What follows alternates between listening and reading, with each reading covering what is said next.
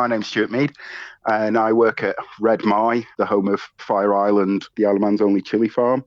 Ultimately, we weren't surprised because we'd sent a message in the last couple of weeks inquiring about stand allocations for this year's event, which are normally released around about this time of year. And we received a reply saying that the event was under review. And this was the first that we'd heard of it. But obviously that set alarm bells ringing in terms of what might happen this year.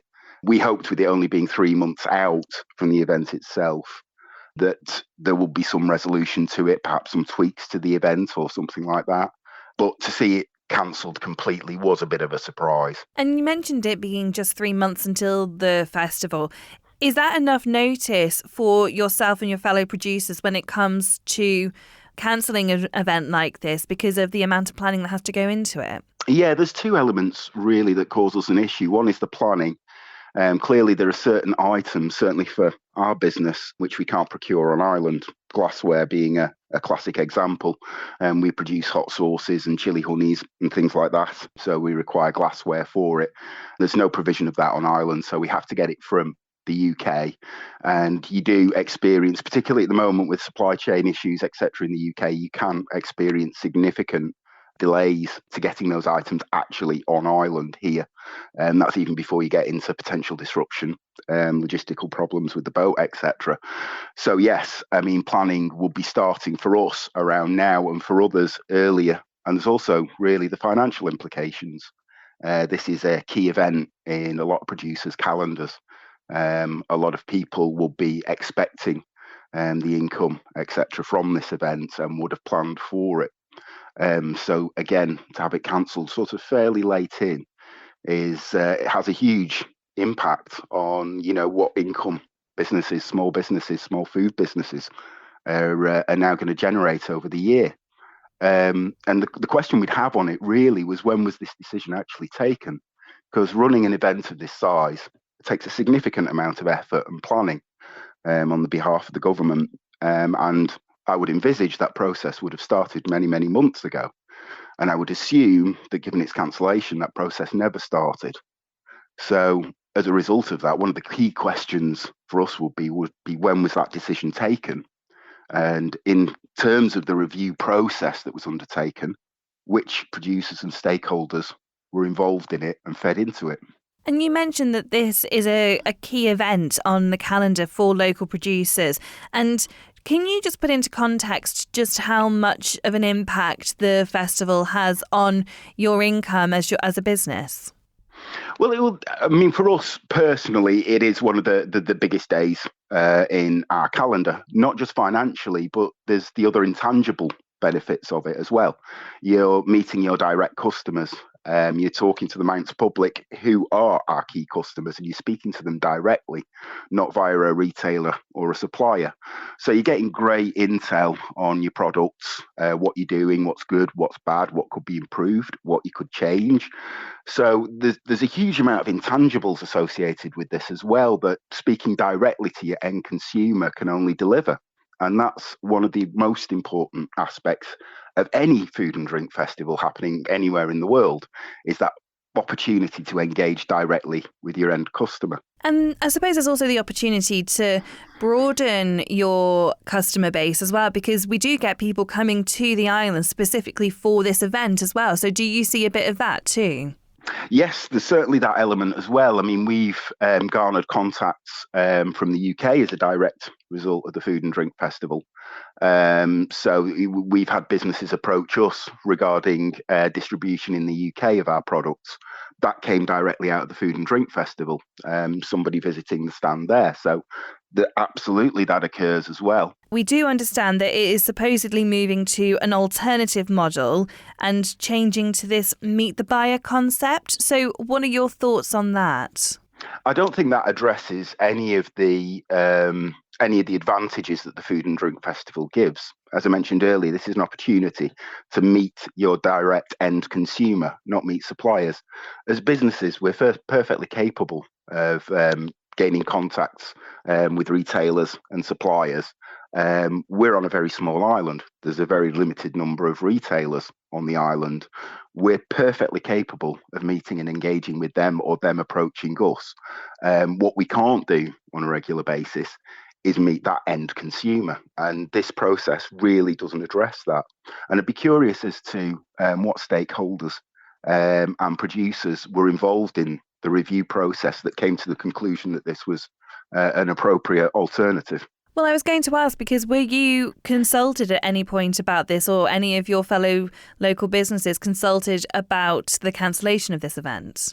No, I mean, I can only speak for ourselves, obviously, and we weren't consulted. As I say, we weren't aware that a review was being undertaken until we inquired directly about when we would be able to obtain a stand at the festival, and we received that reply.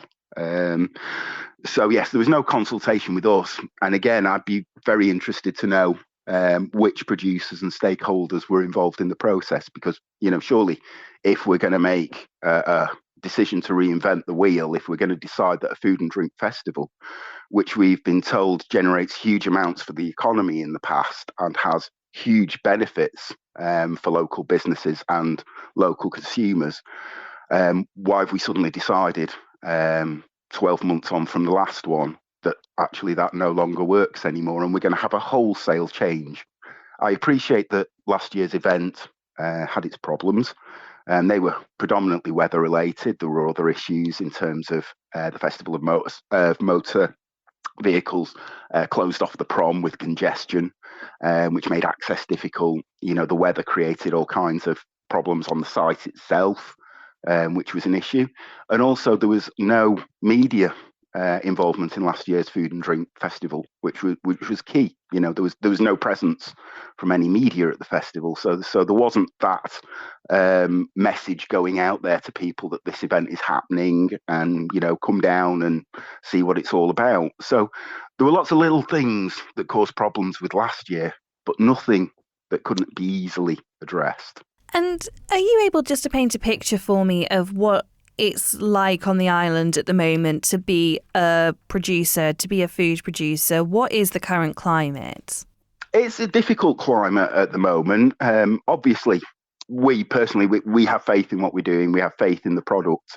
And sort of going back to the benefits of a food and drink festival, a little bit of a tangent, is we would not have launched the chili farm without the food and drink festival. It was based on the feedback of us doing a trial run at the food and drink festival that basically caused the whole Fire Island chili farm and hot sauce business to be created. It was born entirely out of the food and drink festival, and there are other businesses that will tell you the same, I'm sure, that kick-started everything that they were doing going forward.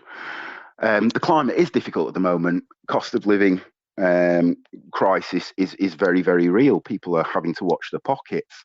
Local producers, we have additional difficulties in terms of being competitive. We have to import and export, and that little bit of water, that little bit of Irish Sea, is an incredibly expensive bit of water to negotiate for us. So often our prices can't compete with the scalability of a huge business in the UK. And we can't scale up to provide a business such as Tesco, who require huge volumes. And this is in no way, I want to be clear, a criticism of Tesco, but they require huge volumes and a commitment on your part.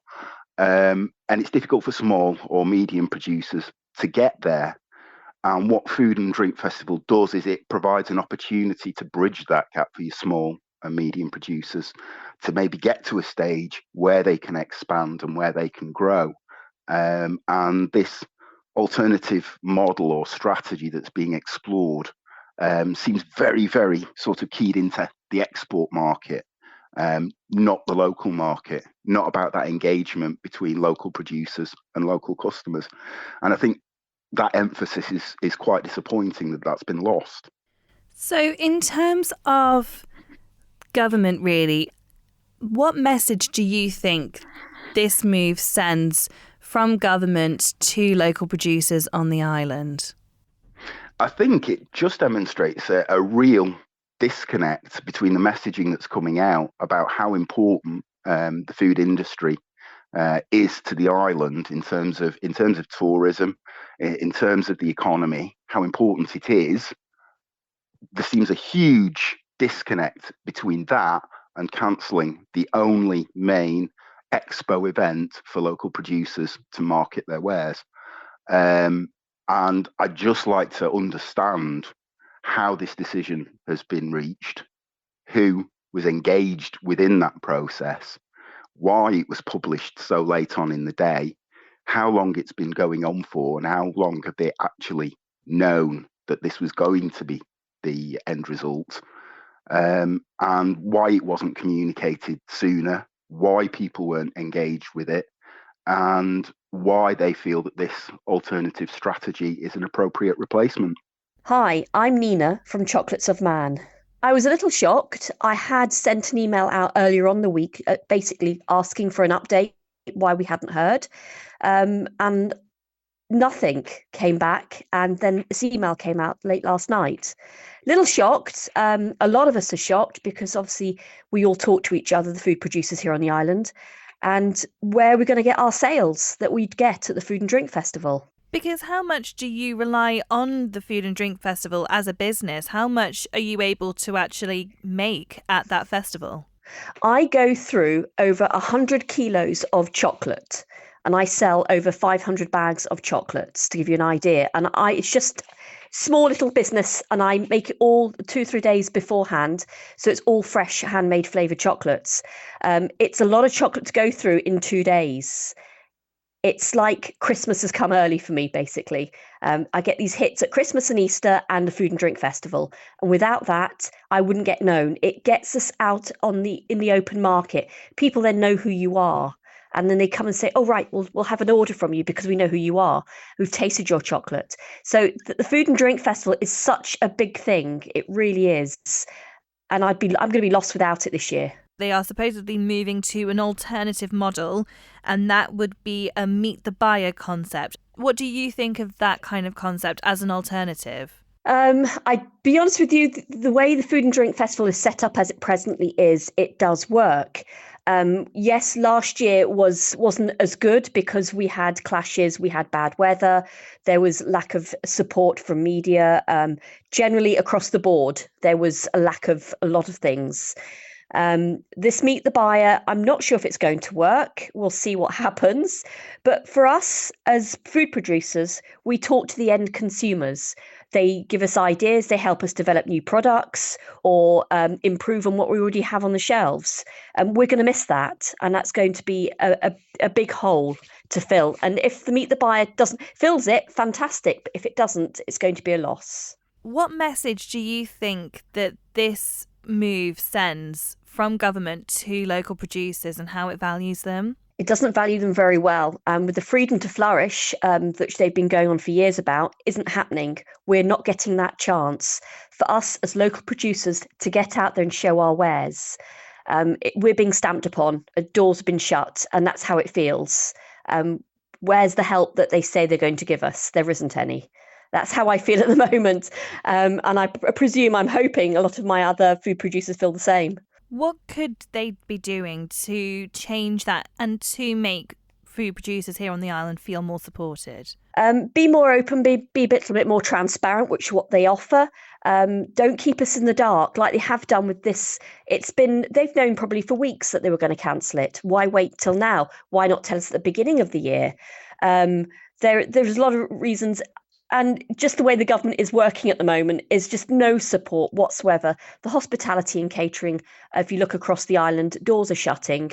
And I'm at the position where I can keep going, but I'm not like, I'm lucky. There's a lot of other food producers that rely on the exact income they're making. I have other income, so it doesn't, I can shut the door for a day or two. Doesn't hurt for me. But yes, I really would like it to do a lot more chocolate. But if we don't get that chance, what can we do? Thank you for making it to the end of the Manx Radio newscast. You are obviously someone with exquisite taste. May I politely suggest you might want to subscribe to this and a wide range of Manx Radio podcasts at your favourite podcast provider, so our best bits will magically appear on your smartphone. Thank you.